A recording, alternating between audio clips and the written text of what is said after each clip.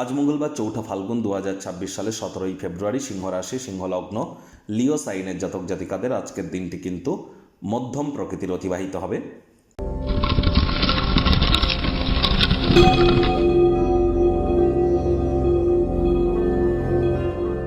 ভিডিওটির শুরুতেই আপনারা দেখতে পাচ্ছেন স্ক্রিনে সূর্যদেবের প্রণাম মন্ত্র ওম জবা কুসুম শঙ্কাশং কাশ্যপেয়ং মহাদুতিম ধান্তারিং সর্বপাপক নং প্রণতস্মি দিবাকরম। এটি আজ আপনারা ১০৮ বার জপ করুন। অত্যন্ত গুরুত্বপূর্ণ একটি দিন, বছরের প্রথম সূর্যগ্রহণ এটি। আর সূর্যগ্রহণের সময় সূর্য ধনিষ্ঠা নক্ষত্রে থাকবে, মঙ্গলের নক্ষত্রে। আজ কিন্তু মঙ্গলবার। আর এই যে গ্রহণ হচ্ছে, এটি কিন্তু সূর্যগ্রহণ করাকালীন রাহু, বুধ, শুক্র, চন্দ্র এবং সূর্য এই পঞ্চগ্রহ একত্রে অবস্থান করছে, যার জন্য সূর্যের আপনার এই প্রণাম মন্ত্র যত বেশি জপ করবেন তত লাভান্বিত হবেন। যারা দীক্ষা নিয়েছেন গুরু মন্ত্র জপ করতে পারেন। বিগত ১০ বছর ধরে মন্ত্র জপ করে manifestation, law of attraction, sound vibration, colour therapy, reiki, হিলিংয়ের যা কাজ আপনারা করেছেন, সেটি যদি যা ফল আপনারা প্রাপ্তি করেছেন বিগত ১০ বছর এগুলি করে, আজ সূর্যগ্রহণ চলাকালীন দুপুর 3:30 থেকে রাত 8টা পর্যন্ত এর মধ্যে যদি আপনারা জপ করেন, একদিনেই কিন্তু সমপরিমাণ ফল আপনারা প্রাপ্তি করতে চলেছেন। তাহলে সময় সুযোগের সদ্ব্যবহার করুন।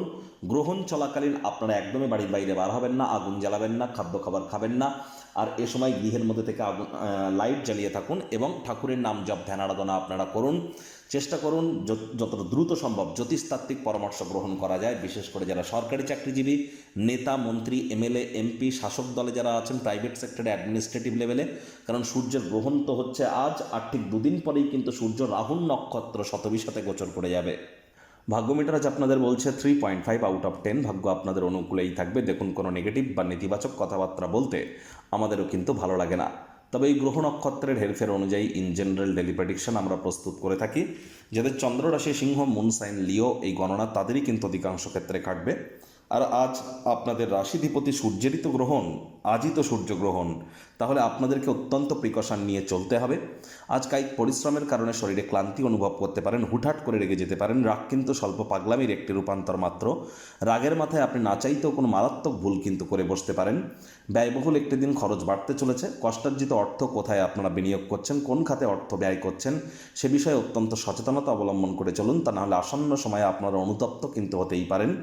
বেকার যুবক যুবতী যারা আছেন তাদেরকে নতুন চাকরি, নতুন কোনো কর্মসংস্থানের জন্য রেজুমে পাঠানো, ইন্টারভিউ উপস্থিত হওয়ার জন্য দুর্দান্ত একটি দিন। চাকরিজীবীদের অফিসের পরিবেশ এক প্রকার বেশ। বস কলিগদের সাথে ভাব ভালোবাসা বৃদ্ধি পাবে, কর্মে গতি অনুভব করবেন। নিজের মেধা, দক্ষতা, ট্যালেন্টের দৌলতে প্রশংসার পাত্রপাত্রীও আপনারা হতেই পারেন। রাজনীতিবিদ যারা আছেন জনসংযোগ বৃদ্ধি করুন, সমাজে পপুলারিটিও আপনাদের বাড়বে। শিক্ষার্থী বিদ্যার্থীদের পড়াশোনায় মনোযোগ আরও বৃদ্ধি করতে হবে। উচ্চশিক্ষার জন্য যারা বিদেশ যাত্রার কথা ভাবছিলেন, ভাগ্যদেবী আজ আপনাদের পক্ষে নেই। সন্তান সন্ততি থেকে থাকলে তাদের দিকে সজাগ দৃষ্টি আপনারা বজায় রাখুন। হাউসওয়াইফ যারা আছেন, দিনের শুরুটা তাড়াতাড়ি করুন। প্রেমিক প্রেমিকা, স্বামী স্ত্রী, না ভাব ভালোবাসা, রোম্যান্স, না তর্ক বিতর্ক, অশান্তি, কোনোটাতেই বাড়াবাড়ি যেন করবেন না। অন্যান্য দিনের ন্যায় আজকের দিনটিকে সাধারণ হিসেবে ট্রিট করবার আপ্রাণ প্রচেষ্টা আপনাদেরকে করতে হবে। বাড়িতে ছড়িয়ে ছিটিয়ে থাকা জিনিসগুলি গোছানোর পরিকল্পনা, আবারও বলছি, করুন। মোটের উপর এটি লাভজনক দিন। তবে যাদেরকে আপনি বিশ্বাস করবেন তারাই আপনাকে ছোট করে দেখাতে পারে। আত্মকরুণায় নিমজ্জিত না হয়ে বরং এ থেকে শিক্ষা গ্রহণ করে ভবিষ্যৎ জীবনকে মহিমান্বিত করুন। শত্রুপক্ষ, বিরোধী পক্ষ একটু হলেও শক্তিশালী কিন্তু থাকছে।